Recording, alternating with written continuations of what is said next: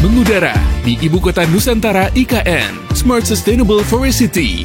Inilah RRI IKN 98,3 FM dan aplikasi RRI Digital. Saatnya kita dengarkan kabar IKN hari ini.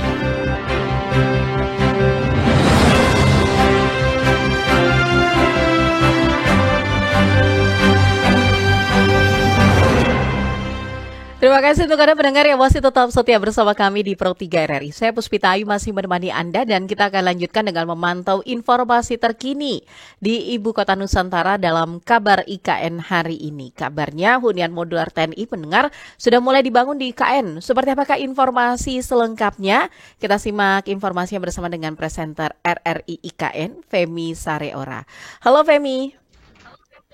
Halo juga Puspita, selamat pagi, selamat siang juga untuk yang Dewita ataupun Dewit nih. Iya, salam Nusantara. Salam Nusantara. Femi, untuk hunian modular TNI sudah mulai dibangun di IKN, berarti baru berapa persen pembangunannya? Benar Puspita ya, untuk hunian modular TNI di IKN ini baru 7% nih progresnya ya, karena memang baru dibangun dari awal Juni kemarin nih Puspita. Ini memang ditujukan untuk pasukan ya, personil atau prajurit dari TNI yang nantinya akan bertugas untuk mengamankan Hari Upacara Kemerdekaan Republik Indonesia ya yang ke-79 di Ibu Kota Nusantara. Dan hunian ini Puspita dapat saya informasikan bahwa dibangun di atas tanah negara seluas 6 hektar yang berlokasi di Kecamatan Pasir, Kabupaten Penajam Pasir Utara. Dan rencananya untuk pengerjaan ini 180 hari dan memiliki nilai kontrak 213 miliar rupiah. Dan di Juli nanti ya, di akhir Juli nanti rencananya para prajurit TNI ini akan pindah ya secara bertahap ke Ibu Kota Nusantara. Dan untuk hunian modular ini ya dibangun dengan teknologi Mobox ya. Modular box ini jadi memang lebih mudah, lebih simpel, dirancang di luar ya, kemudian tinggal ditaruh di lokasi yang sudah ditentukan nanti. Ini ada sekitar 4 menara atau 4 tower, di mana 3 towernya ini untuk prajurit, sedangkan 1 towernya ini untuk perwira, dan rencananya akan ada sekitar 2.500 personil yang akan bertugas nih di Ibu Kota Nusantara, Puspita. Ya, berarti tadi hunian ini akan nantinya ditempati oleh berapa orang, Femi, dan berapa lama nanti mereka akan berada di sana? Apakah kemudian seterusnya nanti juga hunian ini akan digunakan atau seperti apa? Ya, untuk saat ini ya, untuk towernya ini sendiri memang khusus untuk TNI yang nantinya ya ada sekitar 2.500 nih Puspita. Dan untuk 4 tower ini ada 4 lantai ya, kemudian ada 16 unit kamar per lantainya dengan kapasitas 10 orang per unit kamarnya.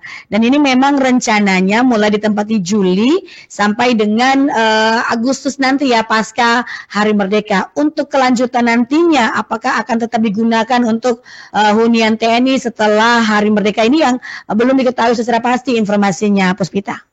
Untuk aktivitas sendiri di IKN seperti apa, Femi? Kan kita tahu ya bulan Agustus ini sudah semakin dekat begitu. Bagaimana kemudian aktivitas di sana? Apakah sudah mulai terasa juga peningkatan aktivitasnya?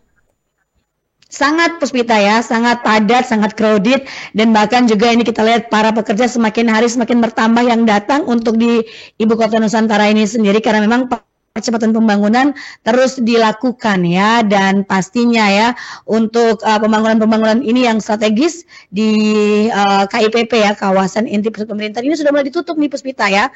Jadi kita tidak bisa mengaksesnya karena memang ini dijaga untuk safety-nya sendiri dari para pekerja ataupun juga bagi masyarakat yang memang mereka merasa bahwa ke Ibu Kota Nusantara ini sebelum diresmikan menjadi sebuah destinasi wisata yang luar biasa ya, terus berdatangan nih di Ibu Kota Nusantara. Dan kalau untuk hunian modular ini sendiri bagi para TNI ini Puspita cukup lengkap ya, karena di dalamnya juga disediakan ruang serbaguna, kemudian juga ada ruang olahraga, kemudian ada fasilitas sosial seperti masjid, lapangan multifungsi, termasuk juga dengan jalur untuk joggingnya nih bagi para TNI yang sudah disiapkan. Oke, berarti nanti ini akan berbentuk seperti apa sih? Maksudnya apakah kemudian berbentuk seperti komplek hunian begitu atau bagaimana Femi? Mungkin Femi juga bisa gambarkan untuk pendengar Pro 3. Oke, baik. Nah, mungkin kalau beberapa waktu lalu ya dalam edisi kabar IKN tentang hunian pekerja konstruksi di IKN ini sendiri, nah itu hampir sama ya. Dia merupakan kayak asrama begitu ya, Puspita ya. Jadi asrama khusus untuk para prajurit TNI se-Indonesia ya, yang nantinya katanya dari Dandim Penajam Pasir Utara sendiri yang diperbantukan di sini adalah para prajurit TNI se-Kalimantan dan juga dari luar Kalimantan yang nanti akan mendapatkan penugasan dari Mabes TNI. Nah, itu akan berbentuk seperti asrama, tempat tinggal lengkap semua di situ ya. Jadi kita datang hanya dengan membawa pakaian saja karena untuk tempat tidur ya, kemudian juga untuk lemari-lemari dalam bentuk mobox ya, semuanya sudah disiapkan oleh penyedia jasa di hunian modular ini sendiri, Puspita. Oke, nah untuk hari ini sendiri Femi, selain misalkan disibukkan dengan pembangunan ya, tempat tinggal dan lain sebagainya, begitu persiapan untuk pelaksanaan upacara sendiri sudah mulai kelihatan belum sih di IKN, Femi? Kalau yang terakhir Pusita ya dari groundbreakingnya Presiden ya di 4 sampai 5 Juni kemarin, memang di Istana Negara itu ya sudah dalam tahap rampungan ya. Kemudian masih ada untuk pemenuhan interior maupun eksterior di kawasan Istana Negara. Kemudian di seputaran Jalan Sumbu Kebangsaan ini ya, ini sudah mulai beraspal nih ya. Kemudian pedestriannya juga, untuk pejalan kakinya juga ini sudah mulai dipersiapkan, dibangun dengan luar biasa cantik karena ada bunga-bunga, ada tanaman-tanaman yang sudah mulai ditanam ya di sekitar area pedestrian ini. Kemudian kemarin itu untuk area jalan pengaspalan ya, pengerasan di Sumbu Kebangsaan ini, jalan yang menuju ke KIPP ini kan ada Sumbu Kebangsaan Barat dan Sumbu Kebangsaan Timur ya. Kalau Sumbu Kebangsaan Barat itu dari daerah Simpang Riko, dari Kabupaten Penajam Pasir Utara, sedangkan kalau dari Sumbu Kebangsaan Timur itu dari Samarinda. Ini memang sudah hampir semuanya beraspal ya, dengan panjang 2,9 km dan 3,2 km nih untuk pengaspalannya ini sendiri, Puspita. Jadi memang sangat bergeliat nih ya. Bahkan dari SDM juga sudah disiapkan. Kemudian kemarin juga kami dapatkan informasi bahwa sudah ada pembentukan panitia untuk persiapan Hari Merdeka, namun memang belum diinformasikan secara lebih terincinya.